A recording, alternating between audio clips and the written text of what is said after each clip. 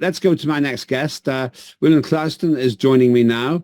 And William, it's good to see you again. Very strange, this. I think it's strange. Exploding walkie-talkies and pagers. What can you tell us about that? Well, this is what looks like an extremely audacious operation by the Israelis to blow up walkie-talkies and pagers, which their enemies have. And it's certainly caused havoc in Lebanon and represents, I think, a new phase in war. It's been described as a new phase in war. Now, whatever your views about the Israeli conflict, in Gaza and the region, and many people have many different views on that. It's certainly stark, isn't it? I mean, virtually everyone has a mobile phone, and we're surrounded with devices everywhere in our cars, in our homes. And if this is a new phase of war, what does it augur for the public? Because everything is run on these things, and obviously these devices, these particular things, obviously have been intercepted and explosives put inside. But it does raise the broader question of just cybersecurity. I've always felt if we ever got into a major conflict with China, for instance, that a lot of the devices that we rely on would suddenly stop working. Yes, it does bother me because just in my view, there are at least 5 connected devices. A studio is a complicated place, but I don't know what's in them. I literally don't know. I know that there's a Commodore computer way back, like decades ago, where if you made the settings wrong, it would catch fire because if you set the resistance in something to 0, then it would overheat and catch fire. So it's not completely new, but I suppose the difference is this is malicious intent. It is, and that's the new phase. That's the thing. I just think all of these things are most of what we use now is linked in some way to another thing. They're not sort of independent. We're old enough, Lembit, to remember when a device, like a car or something, wasn't related to anything else. Now your car is the direction of it is determined by your sat nav, which is connected to something else. And cars are sort of mobile, computers on wheels, aren't they? But all of these devices are linked to other things, and the home is heated and controlled remotely by people. And banking terrifies me. I mean, banking, I think a major cyber attack on the banking system, there's no cash anymore.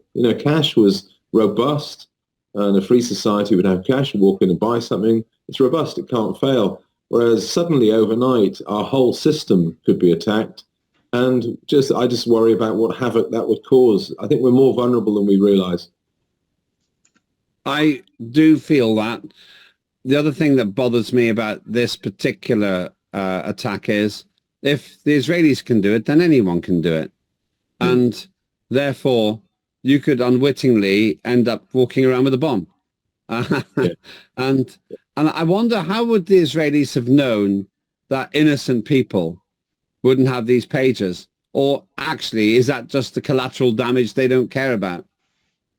I don't know. I don't think from what I've read, certainly don't know enough about, the actual detail of it. I mean, obviously, some innocent people would be hurt because they're next to other people who are the targets of it.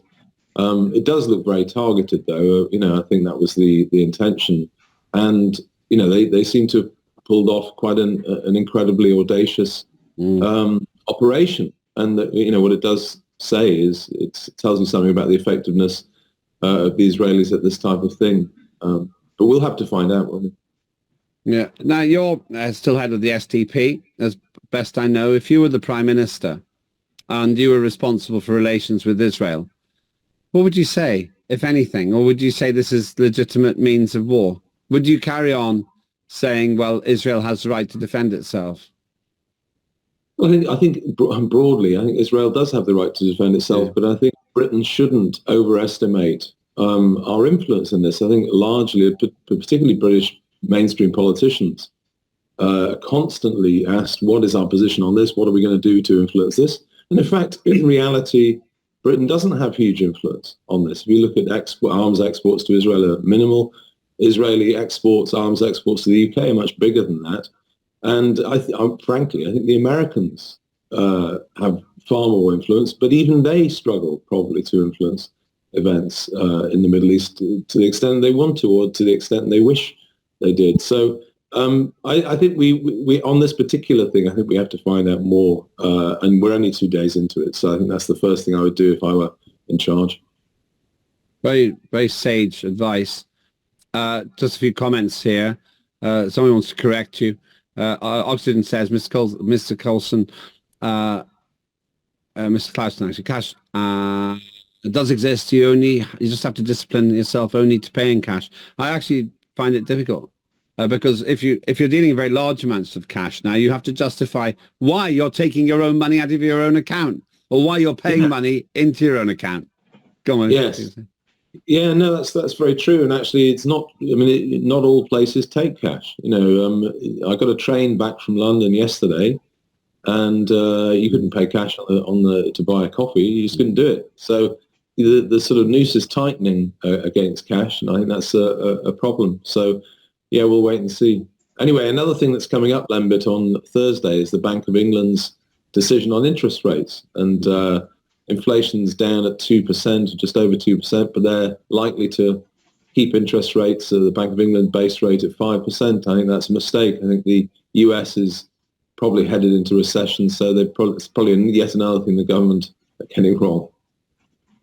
So yeah, I want to start moving on to this point. I noticed that they went for a whole 0.5%. Doesn't sound like a lot to people, but it's a multi-billion-dollar decision to do that.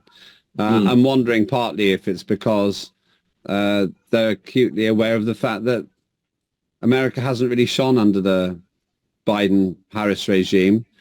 But if America goes down 0.5% and the UK doesn't, that puts us at a competitive disadvantage, doesn't it? Well, it does, yeah. It's bad for the broader economy. Remember, 5% is the base rate. So actually retail rates, interest rates for borrowing for corporations and households, mortgage rates have come down, but retail rates for commercial operations, can be 8%. People are paying 8 and even 9% for certain loans. So no, I think not. It's happened before, but the Bank of England is probably behind the curve. The Americans have a difficult job on their hands because what Biden and Harris have done is create a massive splurge on this net zero climate project, the IRA Act. But they've basically spent. I mean, the government deficit in the United States is 6 and 7%, but they're still not getting very much growth, and they can't continue that forever because the total debt is 130%. So they're in trouble actually in America. I think it probably is headed for a recession, and that will augur badly for the rest of the world. If you look at the employment data that Jay Powell has got to deal with, it says to me that they have to cut rates even further, but the UK is lagging behind, but we'll have to wait and see. Yeah, and there's this discussion, this debate.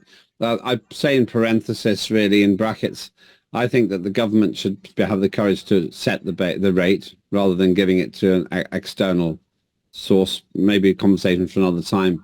But let me ask you that an economic question.